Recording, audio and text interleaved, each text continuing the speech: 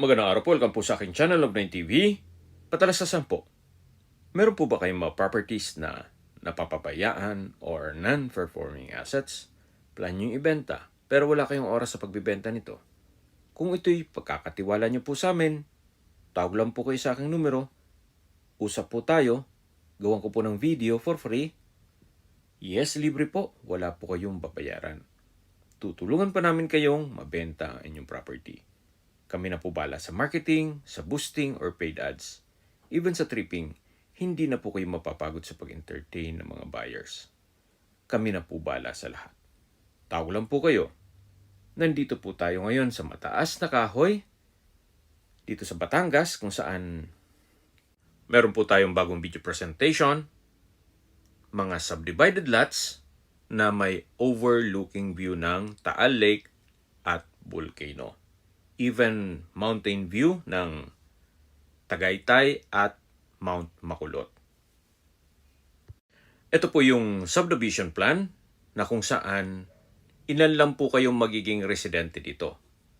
Or ito po ay isang exclusive community. At ang kagandahan pa po dito, gagawan po ni owner nitong subdivision ng walkway papunta sa mismong lake. Kaya hindi lang po overlooking view, kundi accessible din mismo ang lake. Yan po yung Taal Volcano. Napaganda po ng tanawin, very relaxing. Ang kagandahan pa po dito, napakatahimik po ng lugar. At syempre, sariwa po ang hangin. Ang minimum cut po dito ay 1,000 square meters. Pero kung gusto nyong 2,000 square meters, pwede naman po. Ang advantage po ng mga ganitong sukat na lupa ay less maintenance. Especially kung para sa inyong retirement. Kasi po pag ekta-ektarya na, at the end of the day, na mahina na ang tuod natin, hindi nyo naman po maiikot ang inyong lupain. Pero kung malaki naman ang inyong funds, pwede naman po ang mag-land banking. Mas malaki po ang kita pag ekta-ektarya na ang pag-uusapan kesa sa natutulog ang pera nyo sa bangko. Isa po ito sa available na lote, itong napwestohan natin, na napakaganda po ng tanawin.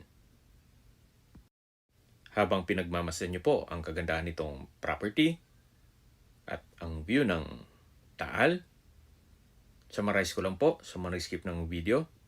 Ito pong subdivided lots ay located sa mataas na kahoy.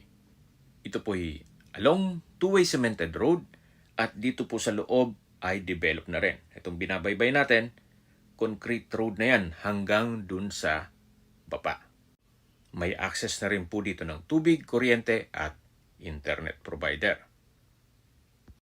Ang minimum cut po dito ay 1,000 square meters. Lahat pong lote ay may overlooking view ng Taal Lake at Volcano. Even Mount Makulot, tanaw din po dito, at ang Tagaytay. Isa po sa maganda dito sa property to, hindi lang po tanaw ninyo yung Taal Lake, kundi ito'y accessible din po. Mula po dyan sa baba, dun sa bahay ng may-ari nitong subdivision, lalagyan po niya ng walkway papunta sa mismong lake. Ang iba po, mga local dito sa mataas na kahoy o sa Batangas, ang tawag nila ay dagat. Kaya napaganda po nitong gawing staycation business o bahay bakasyonan para sa inyong pamilya. Even sa inyong retirement, gawa ng malapit din po ito sa Lipa City. Okay, sa distance, location at travel time portion na po tayo. Mula po sa mataas na kahoy o sa bayan mismo nito, kung saan kompleto na rin po doon gaya ng public market, groceries, convenience store, remittance center, at iba pang business establishments, ang distance is 6.3 kilometers at ang travel time is 15 minutes. Mula naman po sa Tambo Exit, Startol, ang distance is 10 kilometers at ang travel time is 23 minutes. Mula naman po sa Lipa City, kung saan kompleto na rin po doon gaya ng malaking universities gaya ng La Salle, may mga malls gaya ng Robinsons at SM, May fast food, hotel and restaurants, public market, South Supermarket, banks, remittance center, drugstore, Lipa Medics Hospital at Lipa Doctors Hospital. Ang distance is 12 kilometers at ang travel time is 25 minutes. Yan po yung lagi kong binabanggit sa aking video na dapat nyo i-consider sa paghanap ng property, yung meron pong malapit na hospital.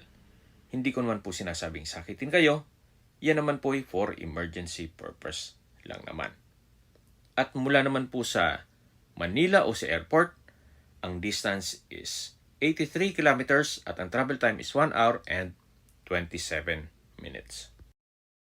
Dito po yung tinutukoy ko na bahay mismo ni owner. At dito po sa side na to ay gagawa ng walkway papunta naman sa mismong lake o dagat. Okay, sa presyo na po tayo. Binebenta po ito ni owner sa halagang 12,000 pesos per square meter. Sagot niya na po ang lahat ng taxes at expenses with regards to documentation. Kung may mga katanungan po kayo, tawag lang po kayo sa aking numero.